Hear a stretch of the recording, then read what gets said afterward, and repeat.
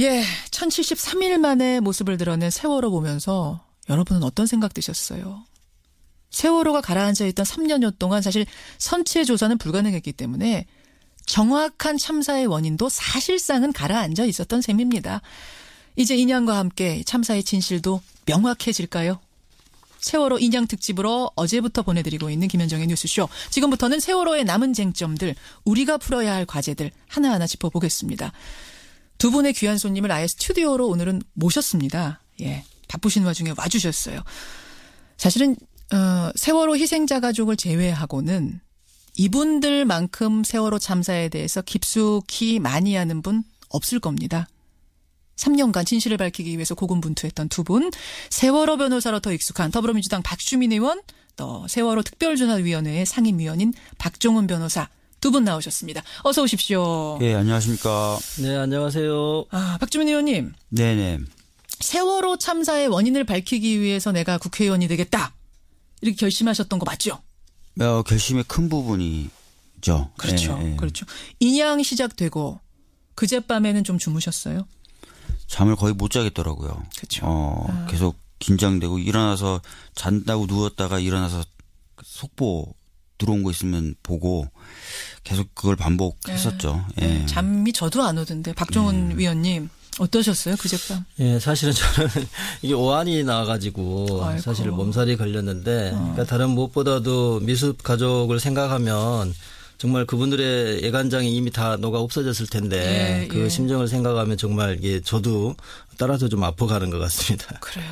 그 물 밑에서 하얗게 저는 이 사실 다 드러난 지금보다도요. 제가 사진 보고 있습니다만 완전히 올라온 지금보다 물 밑으로 하얗게 배의 그 모습이 아른거렸을 때 그때 그 울컥하던 심정이란 건 표현이 안 되는데 그나저나 두 분 어제 하루 종일 순조롭게 진행이 되다가 출입문 그러니까 램프라 그러죠. 네. 배하고 육지를 연결해주는 그 램프가 열려서 밑으로 축 늘어떨어져 있는 거를 늦게 발견하고 절단 작업이 중단이 됐었습니다. 아슬아슬하게 제가 방송 들어오기 직전에 이 절단 작업을 했습니다만 하마터면은 이거 다시 내려놓을 뻔했던 거죠. 네, 맞습니다. 예. 예. 그 반잠수식 그 바지선의 크기와 세월호 크기를 비교해 보면 여유 부분 공간이 한 4m 정도였다고 그래요. 그러니까 램프가 10m 내지 11m 정도 그 늘어져 있었기 때문에 그거를 아예 올릴 수가 없는 거죠. 그렇죠. 램프를 그런 상태로 놔두고 그거는 물론 그렇죠. 이제 도대체 언제 램프가 그렇게 열려 있었는지 올라오는 과정에서 발견을 못했던 이유는 뭔지 또 거의 다 10m 정도 올라온 다음에 발견한 이유는 뭔지 그거를 뭐 따지기에 앞서서 어쨌든 지금 상황에서는 램프를 제거해야만 되는 상황인 것 같습니다. 그래서 이게 제거가 오늘까지 안 되면 소족이 끝나고 이거 큰일 난다 했는데 다행히 제거는 했네요. 근데 박주민 의원님 지금 우리 박 의원님도 박 특조위원님도 잠깐 말씀하셨습니다만 분명히 잠수사들이 들어가서 지금 밑을 다 봤다는 거잖아요. 인양 작업하기 전에.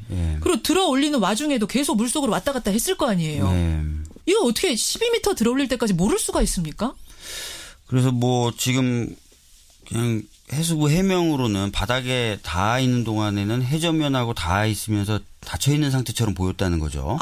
예. 그리고 이제 올리면서 이제 그것이 열려지게 된 건데 미처 확인을 못했다, 알질 못했다라고 얘기를 하고 있어요. 그래서 이 부분도 사실 많은 국민들이 좀 의문을 가질 수도 있는 그런 상황이 없죠. 됐습니다. 그리고 특히 이제 선원들이 했던 진술들을 보면은 이 램프 쪽에서 뭐 원래 이게 완전히 밀착이 돼서 진짜 햇빛도 보이면 안 될 정도로 빛이 통과되면 안 될 틈으로 그 정도로 완전히 밀착시켜서 닫아야 되는 그런 문인데 일종의 문입니다. 문인데 일부 선원들의 진술을 보면은 출항하기 전에 햇빛이 보였다. 그 문 틈으로 빛이 들어왔다. 그러니까 그만큼 꽉 잠기지 않았다. 이런 얘기를 해서 램프 부분의 이상도 사실 침몰 원인 중에 하나일 수 있다고 계속 전문가들은 지목을 해왔었거든요. 근데 이 부분을 이제 떼내게 되면은 하필이면 그 문이 지금 떼내게 되면 이제 그 사실 여부에 대한 검증이 어려워지는 것이 있어서 그러니까요. 전문가들은 이제 어쩔 수 없이 떼내더라도 그 잠금 장치 부분이나 이런 것들은 사진을 좀 촬영해 놔둬서 이후에 진상 규명할 때 좀 증거로 쓸 수 있게 해야 된다는 이야기들 많이 하고 있습니다. 예. 그래서 말이죠. 그 상하이 셀비지라는 인양 업체 여러 가지로 못 믿었다는 우리 문자도 많이 들어옵니다. 상하이 셀비지라는 곳. 국민들이 이 어려운 업체 이름을 다 외우셨어요. 상하이 셀비지. 이 업체 선정 과정에는 문제 없습니까? 박 특조위원님. 예, 그 절차상 하자를 따지려면 모든 그 정보가 이제 공개가 돼야 되는데, 형식적 절차만 가지고 보면은 좀 그 다툼의 여지에 대해서 좀 의견이 많이 갈리는 것 같습니다. 무슨 말씀이세요? 예, 그러니까 예를 들어서 이제 기술 점수가 1등이 아니었다. 예. 그런데 또 금액은 또 851억이니까 가장 싼 기업이었다. 금액으로는 1등이었고 기술로는 몇 등이었어요? 2등 정도였죠. 2등. 2등이었어요. 예. 그리고 이제 그 당시에 상하이 셀비지가 그 제시했던 거는 크레인으로 인양한다는 거였지 지금과 같은 이 방식이 아니었거든요. 오히려 지금 제킴 과지선이나 이런 반잠수선을 이용하는 거는 오히려 기술 점수 1등 기업이었지 않나요? 그 다른 기업에서 다른 기업에서 제시했던 방법이에요. 그러니까 결과적으로는 겉으로는 통째로 그대로 인양한다. 손상 입히지 않고 그다음에 싸다. 요 두 가지가 이제 선정 이유 중에 핵심 사유였다고 보는데 지내놓고 보니까 구멍을 막 뚫죠. 그렇죠. 원래 자기가 제시했던 방법이 아닌 방법으로 또 하죠. 그러니까 일반 상식으로 볼 때 이게 제대로 된 선정이었냐라고 비판이 쏟아질 수밖에 없는 상황인 거죠. 게다가 이게 지연이 되고 뭐 방법 바꾸고 하면서 돈은 결국은 들 거 다 들었잖아요. 그렇죠. 싸게 된 것도 아니잖아요. 그래서 이 과정의 문제가. 근데 1등인 업체는 왜 떨어졌어요? 기술 1등이었던 업체는? 제가 알기로는 입찰하고 나서 그 관련된 자료를 제출하고 또 일종의 보증금 같은 걸 납부하는 절차들이 있는데요. 이 절차들을 제대로 지키지 않았다라는 얘기를 들었습니다. 절차상 하자 때문에. 해수부는 그렇게 말하는 거죠. 절차상 하자가 있었고 해수부 쪽에서 제시했던 금액을 좀 약간 초과한 측면도 있었다. 뭐 이런 이야기들이 있는데요. 근데 아마도 이런 그 인양업체 선정 과정이나 인양 과정에 대해서는 나중에 지금 사실은 미습자 가족이나 여러 이제 희생자 가족 생각하면 지금 인양 자체가 아주 중요한 관건이기 때문에 나중에 아마 좀 따져볼 필요는 있는 것 같습니다. 알겠습니다. 세월호 또 하나의 가족이라고 불리는 두 분, 박주민 의원, 박종훈 변호사, 특조위원과 함께하고 있습니다. 근데 박주민 의원님. 네. 국민들이 지금 이구동성으로 하는 말이 있어요. 아니, 왜 이제야? 아니, 하겠다라고 마음 먹으니까 이틀 만에 물 밖으로 나오는데 도대체 지금까지 뭐 한 거야? 국민들은 정말 안 돼서 못하는 줄 알았거든요. 근데 이제 보니까 안 해서 못한 거네. 근데 이제 사실 지금 세월호 선체를 끌어올리는 즉 부양시키는 작업이 본격적으로 시작된 건 이번 3월 18일부터라고 보시면 돼요. 그러면 그 전에는 바로 끌어올릴 수 있는 상태였냐? 그건 아니었고요. 3년이라는 시간 동안 어떤 일들이 진행됐었냐면 인양을 할지 말지 결정하고 그다음에 인양 업체와 인양 방법을 결정하고 결정된 방법에 따라 세월호 선체 밑에 리프팅 빔을 삽입하고 그다음에 그 빔에다 와이어를 거는 그런 작업들을 계속 해왔던 건 사실입니다. 그래서 이제 그 작업을 다 마친 것이 올해 3월 달이었던 거고요. 그러니까 하루아침에 땡 하고 되는 건 아니에요. 그건 분명합니다. 그렇죠. 여러분. 다만 근데 이 인양업체를 결정한다든지 인양 방법을 결정한다든지 리프팅 빔을 삽입한다든지 하는 과정에서 저희들이 봤을 때도 좀 석연치 않게 시간들이 계속 지연이 된다든지 이런 모습도 있었기 때문에 과연 정부가 열과 성의를 다해서 하고 있느냐 이런 비판을 계속 했던 겁니다. 그래요. 특히 이제 상하이 셀비지가 갖고 있었던 기술력이나 이런 부분에 대한 문제 제기도 많이 됐었는데요.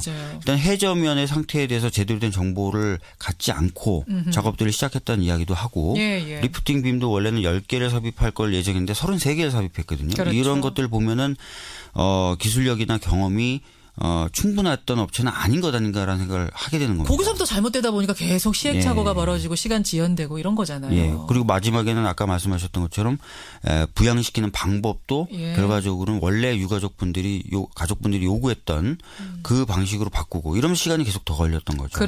그렇죠. 박종훈 변호사님 어떻게 어떤 얘기가 나오느냐면요. 오죽하면 박근혜 전 대통령이 내려가니까 세월호가 올라온다. 이런 네네. 말을 할 정도인 상황이에요. 그 말은 이런 거죠. 과연 박근혜 정부에서 이 세월호 선체를 진심으로 끌어올리려고 했겠나라고 하는 건데요. 왜냐하면 이제 어떤 분들은 이제 아시겠지만 박근혜 대통령은 이제 세월호에 대해서 2014년 5월에 가족들을 면담했던 그 분위기, 그 말과 그로부터 몇 달 후의 상황이 아주 달라졌거든요. 네, 그렇죠. 네, 그러니까 심지어 제가 전에 듣기로는 이제 박근혜 대통령이 세월호의 세자도 듣기 싫어한다. 예. 그래서 세월호 관련해서는 업무 처리를 거의 잘 안 되는. 저희 같은 경우도 예를 들면 이제 진상규명국장이 진상규명국의 가장 높은 별정직 공무원이었는데 예. 그거 2014년에 이미 다 준비가 됐어요. 그래서 대통령이 임명장만 주면 돼요. 국장 임명장? 예. 근데 임명장을 결국은 특조위가 해산될 때까지 안 줬단 말이죠. 그게 무슨 말이에요? 임명장을 왜요?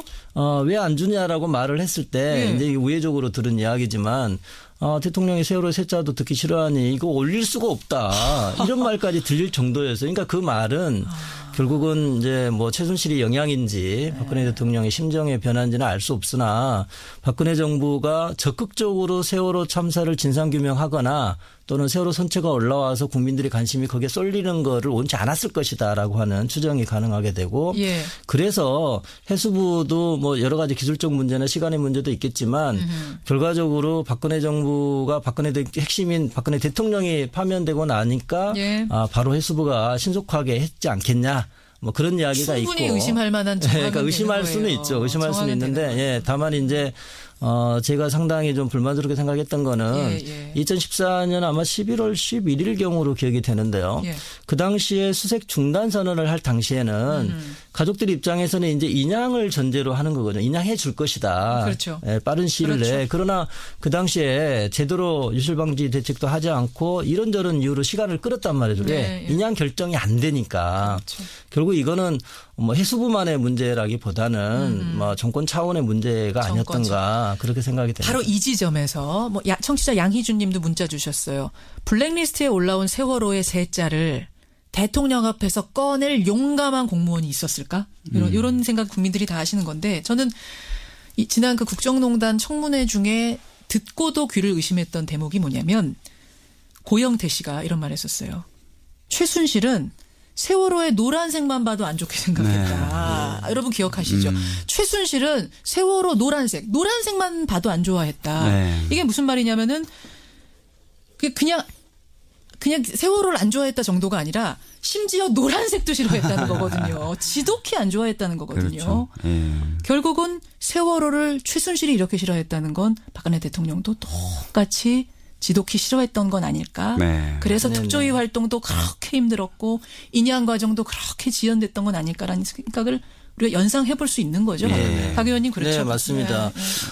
그러니까 이제 가족분들 입장에서도 황당한 게 2014년 5월 그때 16일경으로 기억이 되는데요. 그때 이제 청와대에 와서 물론 저희 이제 법률대리인들은 못 들어가고 결국은 청와대가 약속을 어기고 저희들을 받아주지 않았기 때문에 저희는 못 들어갔습니다만은 그때 분위기는 좋았다는 거거든요. 대통령이 모든 거를 마치 다 해줄 것처럼 이야기했다는 거예요. 그게 언제라고요? 네, 그때가 2014년 5월입니다.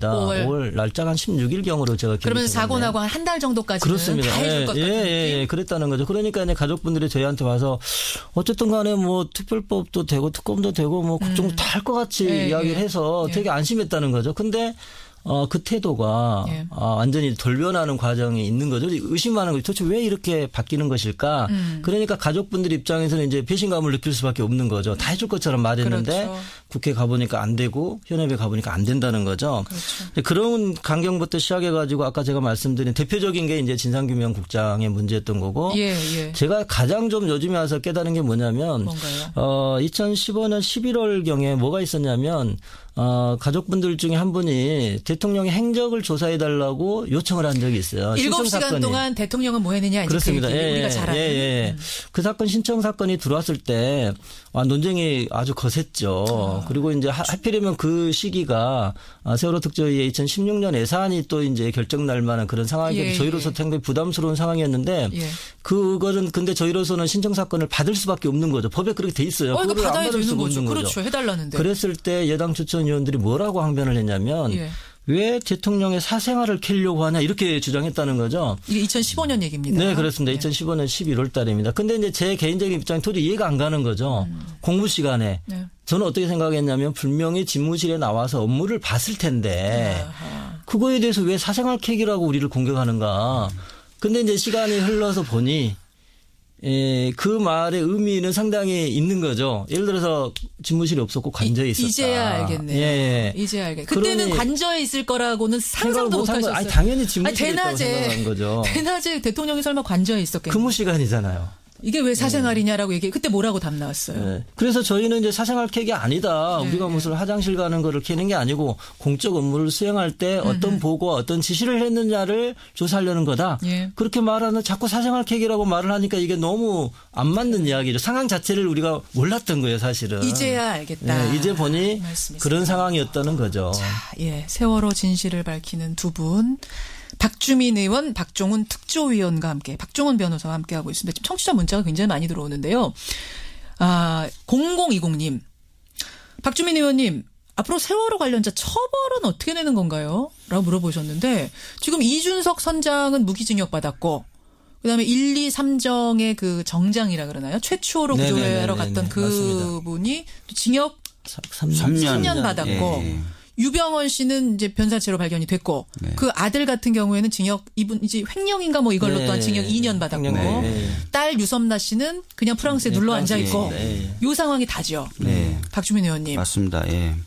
지금 뭐 진상 규명이 제대로 되지 않고 있기 때문에 방금 말씀하셨던 것처럼 책임자라고 지목됐던 사람들 중에 극히 일부만 형사적인 처벌을 받았어요. 예, 예. 그래서 진상 규명 작업이 좀 다시 제대로 진행될 필요가 있고 그것을 위한 제2기 특조위가 올해 내로 다시 출범하게 됩니다. 예. 1기 특조위보다 훨씬 더 강력한 권한을 가지고 있고 정부로부터 훨씬 더 독립된 지위를 갖고 있기 때문에 예, 예. 보다 큰 성과가 나을 것 같고요. 그리고 그 전이라도 만약에 정권이 교체된다면 정권 차원에서 그냥 일반 검찰을 통한 재수사나 이런 것들도 충분히 가능할 거라고 보여집니다.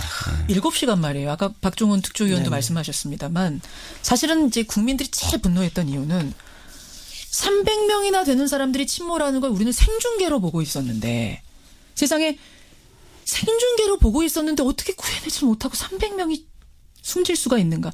이것 때문에 더 미안하고 더 화가 나는 거거든요. 국가의 기능이 사실상 멈춰 있었던 7시간. 근데 그 7시간의 행적을 특검도 못 밝혀냈습니다. 헌재도 그건 탄핵 사유까지는 아니라고 했습니다. 그럼 그냥 그건 이대로 덮이는 건가? 어떻게 되는 거예요? 일단은 헌재 결정에 대해서 좀 말씀을 드리면은 예. 헌재가 뭐 그 4월 16일 참사 당시 박근혜 대통령이 잘했다고는 한마디도 한 적이 없습니다. 미흡하고 부적절했다라는 말을 계속하고요. 예, 예.